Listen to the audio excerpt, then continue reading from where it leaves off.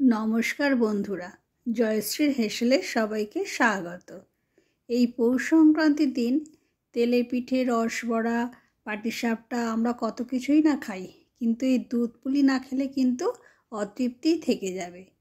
সেই দুধ পুলি খুব সহজে এবং খুব নরম যাতে থাকে কিভাবে করে সেটাই আমি এখানে করে দেখাবো। দুধ পুলি তো অনেকেই করেন, কিন্তু অনেকের কাছেই শুনেছি দুধ পুলি একদিন রাখলে তারপর শক্ত হয়ে যায়, উপরটা খুব শক্ত হয়ে যায়। সেই জন্য দুধ পুলিটা বেশি দিন অনেকে রেখে খেতেও পারেন না, একদিনের মধ্যেই খেয়ে নিতে হয়, কেননা শক্ত হয়ে গেলে ভালোও লাগে না। সেই দুধ পুলি খুব নরম থাকবে এবং দুদিন পর্যন্ত খাওয়া যাবে, 2-3 দিন। সেটাই আমি এখানে কেমনভাবে করে সেটাই করে দেখাবো। আমি এখানে বড় সাইজের একটা নারকেল ভালো করে কুড়ে নিয়েছি। নিয়ে নারকেলটাকে আমি ছেঁই করবো বলে আমি পাটালি নিয়েছি, এখানে নতুন গুড়ের পাটালি দিয়ে ছেঁইটাকে ভালো করে মেখে নিচ্ছি।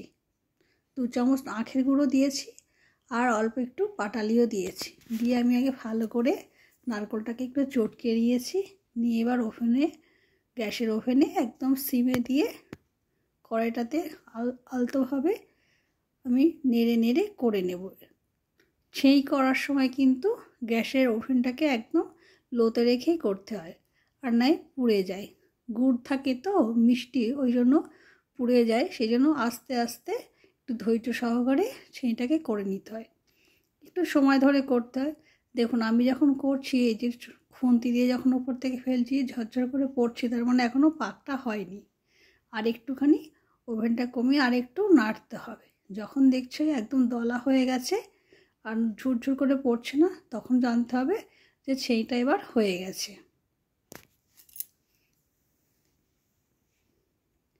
নারকেলের ছেঁইটা ভালোভাবে পাকটা হয়েছে কিনা দেখার জন্য উনি একটু খেয়ে দেখলেন কেমন হয়েছে। ভালোই হয়েছে। এবার আমি এই ছেঁইটার মধ্যে একটু নতুন করে সন্দেশ মিশিয়ে নেব, আর একটু ভালো স্বাদ বাড়াবার জন্য ছেঁইয়ের মধ্যে একটু নারকেলের ছেঁইয়ের মধ্যে সন্দেশটা দিয়ে দিলাম। পুরটা একটু ভিতরে ভালোই হবে, খেতেও ভালো লাগবে। ওই জন্য সন্দেশটা দিয়ে আমি আর একটুখানি ভালো করে কড়াইতে নেড়ে নিলাম, পাকটা একটু বেশ কড়া করে নিলাম। নিয়ে এবার আমি 1 চামচ ঘি দিয়ে দিলাম। ঘি দিয়ে আর একটু ভালো করে নেড়ে নিলাম। ঘিটা দিলে একটা সুন্দর একটা গন্ধ বেরোবে। পিঠে পুলি তো সবসময় করা হয় না, মাঝে সাঝে খেতে হয়, এবং যখন খেতে একটু ভালো করেই খেতে হয়। তাই আমি নারকেলের ছিঁড়ির মধ্যে একটু ঘি দিয়ে একটু নাড়িয়ে রেখে দিলাম। এবার কড়াটা আমি গরম করে নিয়েছি। নিয়ে 200 গ্রাম সুজি কড়াইতে দিয়ে দিয়েছি। সুজিটা দিয়ে আমি ওভেনটাকে একদম কমিয়ে রেখে একটু ভালো করে নেড়ে নিচ্ছি। এখানে কিন্তু আমি সুজি ভাজবো না, শুধু একটু নেড়ে নিয়ে ভালো করে যখন একটু সামান্য গন্ধ বেরোবে, ভাজার গন্ধ, তখন আমি জল ঢেলে দেব।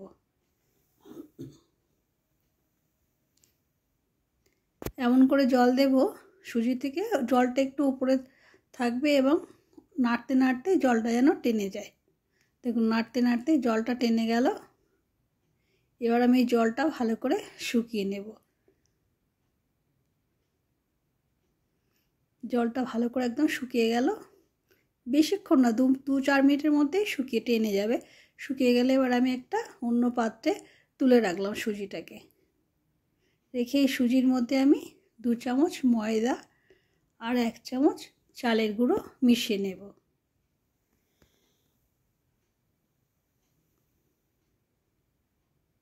ময়দা আর চালের গুঁড়োটা মেশালাম সুজিটাকে একটু টাইট করে রাখার জন্য।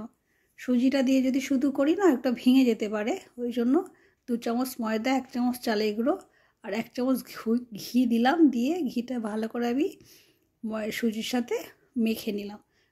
চটকে ভালো করে মেখে একটা নরম ডো তৈরি করে নিলাম।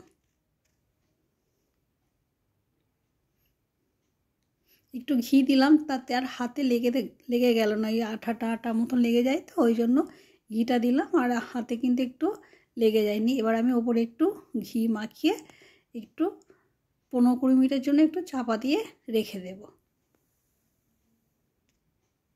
চাপা দিয়ে রেখে দিলাম। যে ময়দা চালের গুঁড়োটা দিয়েছিলাম সেটা সুজির সাথে একটু জমাট বেঁধে থাকবে।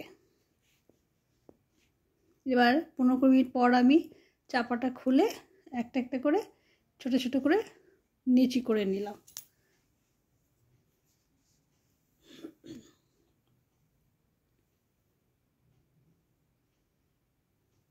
প্রথমে একটা একটা করে নেচি করে নিয়ে তারপর সেই নেচিগুলোকে পাকিয়ে রেখে দিলাম।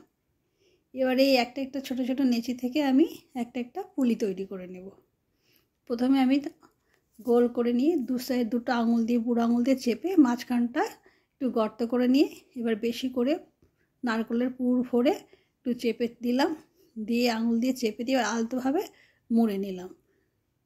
নিয়ে একটু ডিজাইন করে দিলাম, সামান্য একটু একটু করে মুখটা একটু তুলে দিলাম। এই ডিজাইন করে ছোটো মুখ এইরকমভাবে মুখগুলো একটু তুলে তুলে দিলে দেখতে ভালো লাগবে। ওই জন্য আমি এরকমভাবে ডিজাইন করলাম। আপনারা শুধু শুধু প্লেন করলেও করতে পারেন, দু সাইডে মুখটা জুড়ে দিলেও খুব সুন্দর। একটু চেপে দিতে হবে যেন খুলে না যায়। এভাবে আমি একটা একটা করে পুলি তৈরি করে নিলাম। এদিকে গ্যাসে আমি 1 লিটার দুধ ভালো করে জাল দিয়ে একটু ফুটিয়ে নিচ্ছি।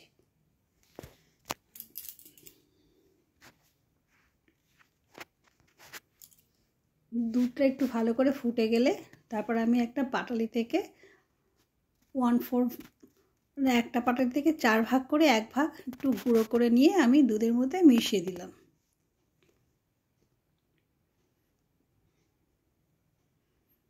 দুধের মধ্যে মিশিয়ে দিলে আমি দুটো তেজপাতা দিয়ে দিলাম। আমি এখানে এলাচটা দিলাম না, এই তেজপাতাটা দিলাম, একটা সুন্দর গন্ধ বেরোবে। এলাচটা দিলেও গন্ধ বেরোয়, কিন্তু আমি তেজপাতাটা দিলাম।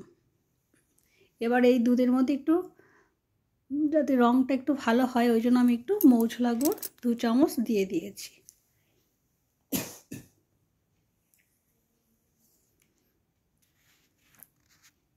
এদিকে দুধটা ফুটতে দিয়ে আমি সব পুলিগুলো একটা একটা করে এভাবে করে নিলাম।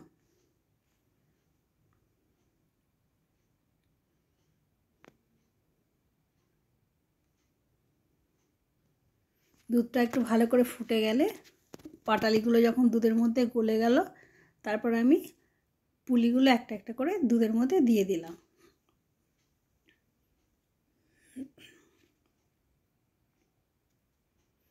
আলতোভাবে দিলাম যেন পুলিগুলো ভেঙে না যায়।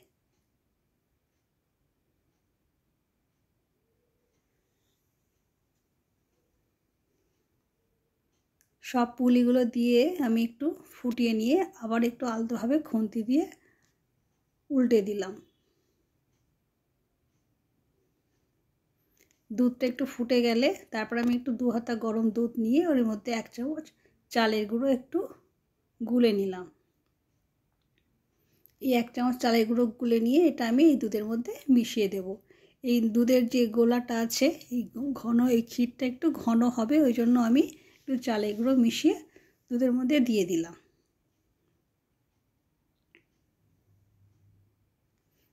এই পুলিগুলো দিয়ে কিন্তু একটু আলতোভাবেই নাড়তে হবে, আর নয় পুলিগুলো কিন্তু ভেঙে যেতে পারে। যেহেতু সুজি দিয়ে করা খুব নরম, সেই জন্য আলতোভাবেই করতে হবে।